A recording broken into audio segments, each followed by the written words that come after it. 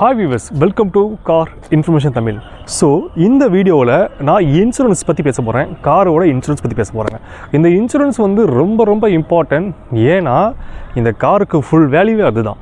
So in case நம்ம car தொலைஞ்சு போனாலோ இல்லை வந்து கார் எரிஞ்சு போனாலோ உங்களுக்கு அமௌண்ட் கிடைக்கும் போது இன்சூரன்ஸ். ஸோ இந்த இன்சூரன்ஸில் 2 டைப் இருக்குது. அதில் ஃபுல் டீட்டெயில் சொல்கிறேன் வாங்க. ஓகே, ஃபஸ்ட் இன்சூரன்ஸ் என்னன்னு பார்த்துட்றேன். காருக்கு இன்சூரன்ஸ், தேர்ட் பார்ட்டி. அந்த இன்சூரன்ஸுக்குள்ளே 2 விதம் இருக்குது. ஒன்று பம்பர் டு பம்பர், இன்னும் வந்து காம்ப்ரமைஸ் இன்சூரன்ஸ் 2 இருக்குது. ஸோ நான் ஃபஸ்ட்டு தேர்ட் பார்ட்டினா என்ன நான் சொல்கிறேன். தேர்ட் பார்ட்டினா என்னென்னா, தேர்ட் பார்ட்டி வந்து நான் காரை எடுத்துகிட்டு போகிறேன், ஒருத்தர் மேலே இடிக்கிறேன் அப்படின்னா என்னோடய காரில் இருந்து அவர் வந்து கிளைம் பண்ணிக்கலாம். அதாவது அவருக்கு வந்து அடிபட்டிருக்கு, இன்ஜுரி ஆகிருக்கு, ஸோ இந்த மாதிரி ஹாஸ்பிட்டல் அட்மிட் ஆகிருக்கு அப்படின்னா என்னோடய தேர்ட் பார்ட்டி இன்சூரன்ஸ்லேருந்து அவர் கிளைம் பண்ணிக்கலாம். சரிங்களா? இது தேர்ட் பார்ட்டி.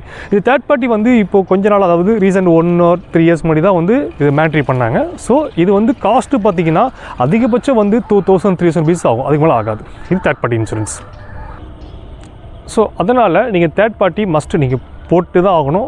நீங்கள் தேர்ட் பார்ட்டி போட்டு தான் ஆகணும். ஏன்னா தேர்ட் பார்ட்டி போடாமல் காரை யாருமே கொடுக்க மாட்டாங்க. எக்ஸாம்பிள் நீங்கள் யூஸ்டு கார் வாங்குறீங்க அப்படின்னா கண்டிப்பாக யாருமே தேர்ட் பார்ட்டி போடாமல் கூட கொடுக்க மாட்டாங்க. ஏன்னா அது வந்து மிகப்பெரிய பிரச்சனை ஆகிடும். ஏன்னா நீங்கள் ரோட்டில் எடுத்து போய் இடிச்சிட்டா அது ரொம்ப பிரச்சனை ஆகிடும். சரிங்களா? இது தேர்ட் பார்ட்டி. ஸோ இப்போ காருக்கு இன்சூரன்ஸ் வரும் வச்சுக்கோங்களேன். இன்சூரன்ஸ் வந்து சொன்ன பார்த்தீங்கன்னா 2 இன்சூரன்ஸ் இருக்குது. ஒன்று ஃபுல் இன்சூரன்ஸ், இன்னொன்று உங்களுக்கு வந்து ரேஷியோ, அதாவது 80%, 70%, 60% ரேஷியோ மாதிரி வரும். அது பேர் காம்ப்ரமைஸ் இன்சூரன்ஸ் சொல்லுவாங்க. இந்த பம்பர் டு பம்பர் எப்படின்னா, இப்போ இன்கேஸ் உங்கள் காருக்கு வந்து நீங்கள் பம்பர் டு பம்பர் போட்டிருக்கீங்க அப்படின்னா, எக்ஸாம்பிள் இந்த பார்ட் வண்டி அடிபடுது, பம்பர் அடிபடுது, இதோட காஸ்ட்டு வந்து பெயிண்டிங், பார்ட்ஸு எல்லாம் சேர்த்து ஒரு 10,000 வருதுன்னு வச்சுக்கோங்களேன். நீங்கள் ஒரு 1000 ரூபாயிலேருந்து 1500 பே பண்ணால் போதும், மீதி ஃபுல்லாகவே அவங்க கொடுத்துருவாங்க.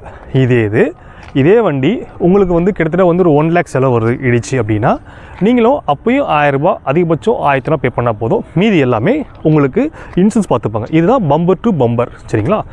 இது ப்ரீமியம் வந்து உங்களுக்கு நார்மலோட ஒரு 3000 எக்ஸ்ட்ரா வரும், அவ்வளோ டிஃப்ரெண்ட் வரும், அதிகமாக வராது, டிஃப்ரென்ஸ் வராது. இது காம்ப்ரமைஸ் இன்சூரன்ஸ் அப்படின்னா, நான் ரேஷியோ சொன்னேன் பார்த்தீங்களா, 60%, 70%, 80%. இந்த ரேஷியோ எப்படின்னா, இதே பம்பர் உங்களுக்கு 10,000 வருது. சரிங்களா? இந்த 10,000 வந்து பார்த்திங்கன்னா அவங்க என்ன பண்ணுவாங்கன்னா, பெயிண்டிங்கோட காஸ்ட்டு, பார்ட்ஸோட காஸ்ட்டு, லேபருக்குள்ள காஸ்ட்டு பிரிச்சிருவாங்க. ஸோ அப்படி எல்லாம் கால்குலேஷன் பண்ணி உங்களுக்கு வந்து ஒரு 6000 ரூபாய் கிளைம் பண்ணுவாங்க, மீதி நீங்கள் பே பண்ணுற மாதிரி இருக்கும். இதுதான் காம்ப்ரமைஸ் இன்சூரன்ஸ். இதுதான் இன்சூரன்ஸ். நியூ காரை பொறுத்தவரையும் அதிகபட்சம் பம்பர் டு பம்பர் தான் வரும், காம்ப்ரமைஸ் வர வாய்ப்பு கிடையாது, நல்லாவே தெரியும். பட் நீங்கள் யூஸ்டு கார்னு போகும்போது கண்டிப்பாக நீங்கள் தெரிஞ்சுக்கோங்க, அந்த வண்டியில் வந்து பம்பர் போட முடிஞ்சால் கண்டிப்பாக போடுங்க. சில கம்பெனி போடுவாங்க, சில கம்பெனி போட மாட்டாங்க. ஏன்னா அது டிபெண்ட் அந்த இயர் பொறுத்து மாறும். சரிங்களா? இன்சூரன்ஸ் வந்து பார்த்திங்கன்னா இப்போ நிறைய கம்பெனி வந்துருச்சுங்க, ப்ரைவேட்டாக இருக்கட்டும் இல்லை கவர்மெண்ட் அண்டர்டேக்கராக இருக்கட்டும்.